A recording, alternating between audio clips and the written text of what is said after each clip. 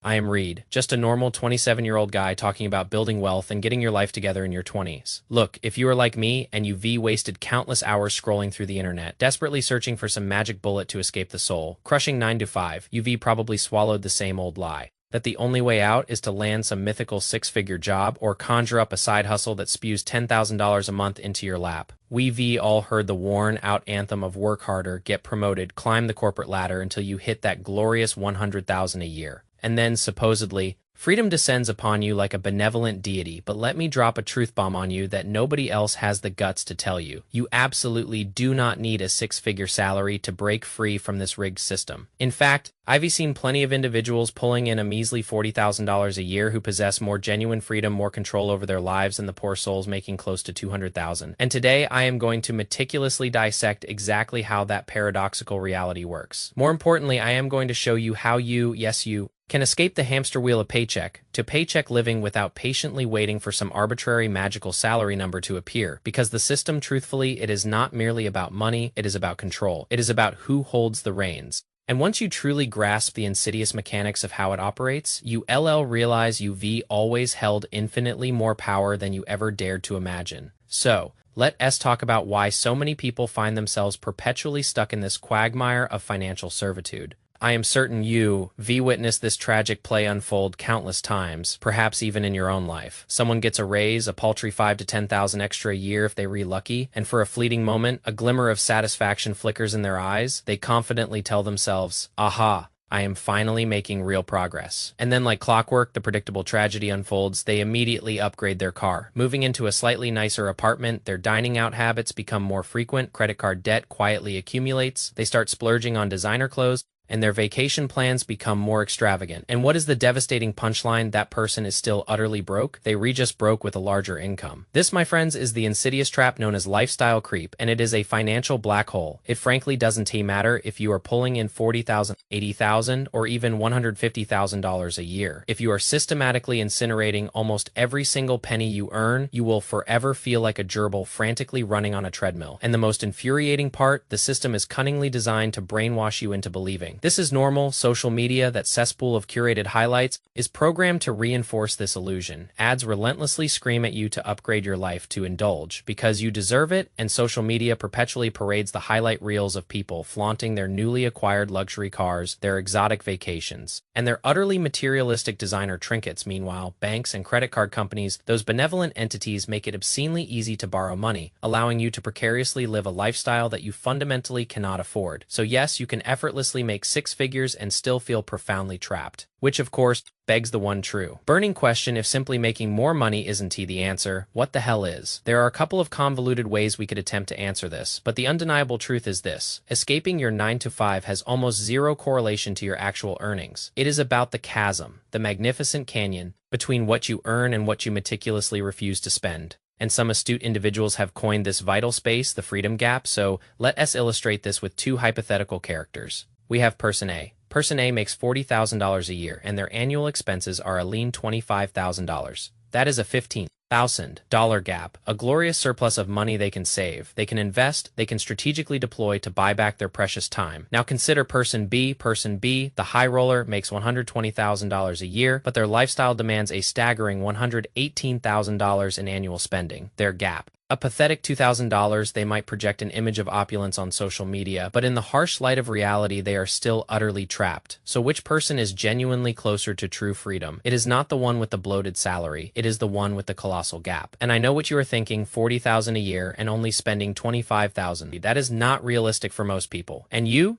DB right for most people. But that is not the damn point. The point is, Person A has an exponentially larger gap than the person raking in $120,000 and blowing $118,000. And that gap, that beautiful, glorious gap, is what grants you options. Now, these options are not merely theoretical constructs. They are tangible pathways. They can be options to save, options to invest, or even the divine option to emphatically say no to things that mercilessly burn you out and drain your very soul. Because freedom, my friends, is not about some arbitrary magical income number that we all relentlessly chasing. It is about the sheer amount of control you wield over your life and your expenses. So, How do we begin the arduous but immensely rewarding task of building that freedom gap? Well, in my unequivocally lazy and brutally honest opinion, the fastest way to achieve this is absolutely not by chasing more money. If you venture onto the internet, a cacophony of voices will scream at you that the first thing you must do is increase your income. And while I concede that increasing your income is a wonderful aspiration, it is not the most efficient nor the fastest way to attack that freedom gap. In my humble yet entirely correct opinion, you need to begin by needing less, ruthlessly less.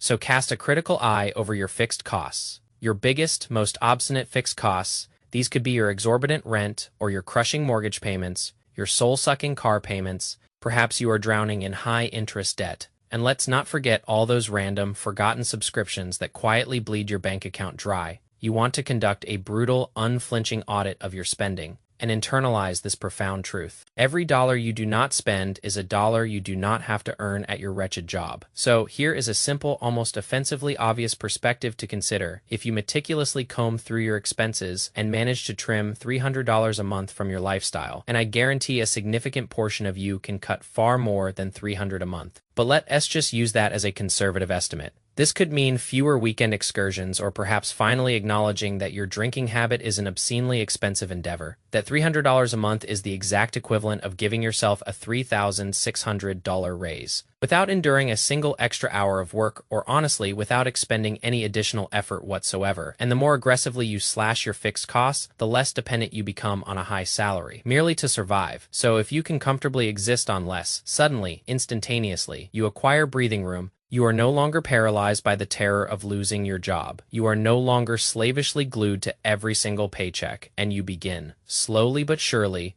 to cultivate choices for yourself. And having choices, that, my friends, is the nascent spark of true freedom. Alright, so once we subjected our expenses to a thorough audit, what is the next logical step? Well, you probably encountered this gem of wisdom before, but once your expenses are firmly under control and you meticulously tracked your spending, the next imperative step is to construct a robust safety net. Now, when I speak of building a safety net, I am referring to a substantial cushion, probably 3 to 6 months worth of living expenses, comfortably nestled in a boring, high-yield savings account. We're not talking about volatile cryptocurrency, no speculative single stocks, no trendy ETFs, just utterly boring, liquid cash. And this matters profoundly psychologically, because when you possess even a modest cushion to fall back on, suddenly the existential dread of losing your job dissipates. You are no longer compelled to remain in soul-destroying, burnt-out situations. You are no longer desperately clawing for that next paycheck. All of a sudden, you now possess breathing room, and that breathing room, that mental space, fundamentally alters how you make decisions. You begin to think with a long-term perspective, rather than anxiously anticipating the next Friday to see that paycheck materialize. And even if it is just 1 month of living expenses at first, that is undeniable progress. You don't need to accumulate 3 to 6 months of living expenses in 2 frenzied weeks. If it takes you 3 months or 6 months or even a full year to amass that buffer, it is irrefutable proof that you are assiduously building a foundation of stability. And that foundation of stability, that is something the vast majority of people simply do not possess. The system actively conspires to prevent you from having that. That is a privilege truly enjoyed only by the genuinely financially free. So, by this juncture, we've diligently audited our expenses. We've relentlessly sought out areas where we can cut back. We've established a modest safety cushions. What do we do with the extra money that is now flowing into our lives? Do we rush out and buy a shiny new car? Do we upgrade our house? What is the sensible course of action? Well, the blunt truth is, we do none of that. We absolutely do not put a single penny on credit cards. What we consistently and boringly do, is invest, even if it is minuscule amounts, and you've undoubtedly heard me preach this monotonous gospel countless times on this channel by now. Because the brutal reality is, if you are waiting until you magically make $100,000 a year to commence investing, you will never, ever feel ready. But if you commence now, and once again, it can be $5, $10, $50 a month. You begin to build that unstoppable momentum, so you want to make it tangible, practical. Let us imagine you commit to investing $100 a month into a ridiculously simple index fund, assuming an average 8% return rate in 20 years. That seemingly insignificant $100 a month could transmute into approximately $60,000. And I am certain every single one of you can scrounge up $100 a month. That is eminently doable for most sane individuals. Now, if you double that consistent contribution to $200 a month, you are now looking at a tidy $120,000. And let us be brutally honest, I am absolutely certain most of you can find $200 a month to invest. That is a mere $50 a week, and here is the truly wild, almost counterintuitive part. Most of that impressive sum isn't even from your direct contributions. It is simply the magical, compounding growth doing its quiet, boring work. So, you are not actually depositing $120,000 of your hard-earned cash. You are putting in significantly less than that. So, while everyone else is mindlessly purchasing a new car every 2 years, desperately attempting to look rich and keep up with the Joneses, you, my astute and disciplined friend, are quietly, methodically stacking wealth in the background. So, in my jaded opinion, this is the most gratifying, dare I say, almost fun part. This is the stage where you truly witness exponential personal growth. So we've meticulously audited our expenses, we've established a comforting safety cushion, we've initiated our consistent investing journey. So what else can we possibly do to utterly dismantle this oppressive system? Well, this is where you can unleash your creativity, where things become genuinely intriguing, because once you've ruthlessly slashed your costs, meticulously built that safety net, and diligently started investing, your freedom gap begins to swell, to expand exponentially. When you possess a true, undeniable gap, you unlock something most people will never, ever experience. And that, my friends, is optionality. Optionality means you are no longer compelled to make decisions out of sheer, paralyzing fear. You acquire the profound ability to confidently say no to a toxic job or a soul-sucking environment without dissolving into a panic attack. You can comfortably take time off to embark on a well-deserved vacation with your family and meticulously plan your next strategic move. Or, and this is my personal favorite, you can elect to launch a side hustle, initiate a business, or pursue whatever passion ignites your spirit because you are no longer consumed by the existential dread of that looming next rent payment. And think about it with brutal clarity. If your monthly bills amount to $2,000 and you are bringing in $3,500. You possess a paltry $1,500 of breathing room, but what if you could surgically reduce your expenses from $2,000 a month to a lean $1,500 and simultaneously discover a way to generate an extra $500 on the side? Now, you are accumulating a robust $2,000 every single month, and in a mere year, that translates to an astonishing $24,000 that you meticulously saved. And that type of financial cushion, that strategic buffer, can literally, unequivocally alter everything. And this is precisely how ordinary individuals you encounter on the street fundamentally break the system. Because it doesn't happen overnight, it is not by winning the lottery, it is by assiduously creating a gap, by leveraging that gap to purchase back your own precious time, and then judiciously utilizing that time to construct something that bestows upon you even greater freedom. So some individuals embark on a freelancing career, some meticulously build online businesses, or some simply invest steadily and serenely coast their way through life. The specific path frankly doesn't matter nearly as much as possessing the profound option to choose what you genuinely desire to do and having the unassailable freedom to make that choice. So,